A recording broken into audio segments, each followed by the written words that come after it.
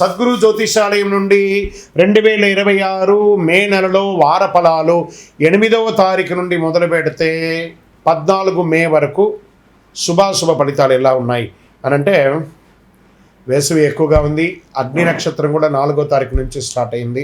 ఎండ తాపడం చాలా తీవ్రంగా ఎలా ఉంది, ఎందుకంటే సూర్యుడు ఇంటికి కుజుడు వచ్చి స్థిరపడుతున్నాడు. మే 10వ తేదీ నుంచి కుజుడు మేషరాశిలో వచ్చి స్థిరపడతాడు. అలా స్థిరపడిన తర్వాత ఎండ చాలా తీవ్రంగా అవుతుంది. కత్తరి ఎండ ప్రారంభం అవుతుంది. కేతు భగవానుడు సింహరాశిలో ఉన్న కాలం అంటారు. ఈ గ్రహ సంయోగం 12 స్థానంలో ఉంది. ఈ సమయంలో చంద్రుడు అనురాధ నక్షత్రంలో తన ప్రయాణాన్ని ప్రారంభించి ధనిష్ట నక్షత్రంలో ముగిస్తాడు.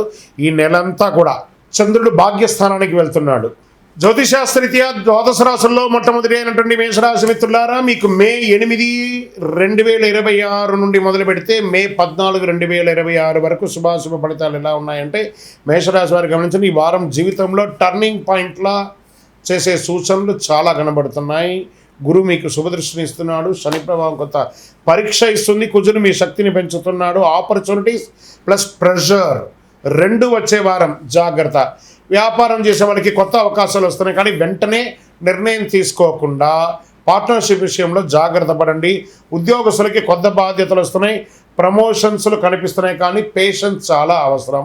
ఇది ప్రైవేట్ రంగం వారికి అయితే కాస్త వర్క్లో ప్రెషర్ ఉంటుంది, అయినా సర్దుకుంటారు. ఆర్థిక పరిస్థితి డబ్బు రావడం ఉంటుంది, కానీ నిలవడం కష్టంగా ఉంటుంది. పెట్టుబడులు వేయాలంటే ఆలోచించి చేయండి. అన్ఎక్స్పెక్టెడ్ ఎక్స్పెండిచర్స్ వస్తాయి. చిన్న మిస్అండర్స్టాండింగ్ భార్యాభర్తల మధ్య, కుటుంబంలో తల్లిదండ్రుల మధ్య, అన్నదమ్ముల మధ్య వస్తుంది. పెద్దల మాట వినడం మంచిది. మీరు కూల్గా ఉంటే సమస్యలన్నీ తొలగిపోతాయి. రాజకీయ రంగంలో ఇన్ఫ్లుయెన్స్ పెరుగుతుంది, మీ మాటకు విలువ పెరుగుతుంది, కానీ ఈగో కంట్రోల్ అవ్వాలి. నాకు పదవి ఉంది కదా అని చెప్పి ఈగోకి వెళ్ళకండి. వ్యవసాయం వారికి ప్లానింగ్ బాగుంది. ఇమీడియట్ రిటర్న్స్ రావు, కానీ ఫ్యూచర్ కొంచెం స్ట్రాంగ్గా ఉంటుంది. ఈ యొక్క మంచినీళ్ళ కొరత కోసం ప్లాన్ బోర్ని రీషెడ్యూల్ చేసుకోవడం అన్నీ చేసుకుంటారు. ఇంకా పెండింగ్లో ఉన్నటువంటి కోర్టు కేసులన్నీ కూడా స్లోగా మూవ్ అవుతాయి. త్వరగా ఫలితాలు రావడం కష్టం, కానీ కాంప్రమైజ్ ప్రయత్నాలు ఎక్కువ చేసుకోవడానికి ప్రయత్నం చేయండి. షేర్ మార్కెట్కి వచ్చిందంటే రిస్క్ తీసుకోకండి. లాంగ్ టర్మ్లో ప్లే చేయండి. షార్ట్ టర్మ్ లూజ్ ఛాన్సెస్ ఎక్కువ ఉన్నాయి. లాంగ్ టైమే మీకు చాలా సేఫ్. ఇంకా విద్యార్థులకి కాన్సన్ట్రేషన్ చాలా ఇంప్రూవ్ అవుతుంది. ఎగ్జామ్ ప్రిపేర్ అయ్యే వారికి మంచి టైం. హార్డ్ వర్క్ చేయండి. ఆరోగ్యం పట్ల స్ట్రెస్ వల్ల హెడేక్, బీపీ ఇష్యూస్ రావచ్చు. Sleep important. ఫోన్ అవాయిడ్ చేయండి. ఫుడ్ హ్యాబిట్స్ జాగ్రత్త. ఇంకా లక్కీకి వచ్చేసినప్పటికీ మధ్యస్థంగా ఉంటుంది. ఎఫర్ట్ మీదే రిజల్ట్ డిపెండ్గా ఉంటుంది.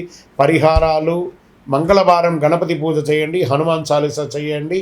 ఎరుపు పువ్వులు, ఎరుపు వస్త్రాలు ధరించండి. ఎరుపు పుష్పాన్ని దేవుడికి ఇవ్వండి. గుడికి వెళ్ళి మీ వయస్సు ఎంత ఉందో అన్ని దీపాలు పెట్టండి. అద్భుతంగా ఉంటారు. మీ యొక్క వ్యక్తిగత జాతకం తెలుసుకోవాలనుకుంటే మీ పరిసర ప్రాంతాల్లో ఉన్నటువంటి గురువుని సంప్రదించండి. లేదా గురుగారు మీ ద్వారానే మేము జాతకం తెలుసుకోవాలనుకుంటున్నామనంటే మీ పేరు, date of birth, time of birth, place of birth మా యొక్క డిస్ప్లేలో కనబడుతున్నటువంటి నెంబర్కి వాట్సాప్ చేయండి, కాల్ చేయండి. మీ అపాయింట్మెంట్ ఫిక్స్ చేసుకోండి. విజయోస్తు. జ్యోతిష్ శాస్త్రం అనేది పడుతున్న వర్షానికి ఒక గొడుగు మాత్రమే, కానీ జ్యోతిష్యం జీవితం కాదు. మీరు మిమ్మల్ని నమ్మండి, మీ యొక్క ఇష్టదైవాన్ని, కులదైవాన్ని నమ్మండి. విజయోస్తు. చంద్రమౌళి వెంకటేష్ శర్మ.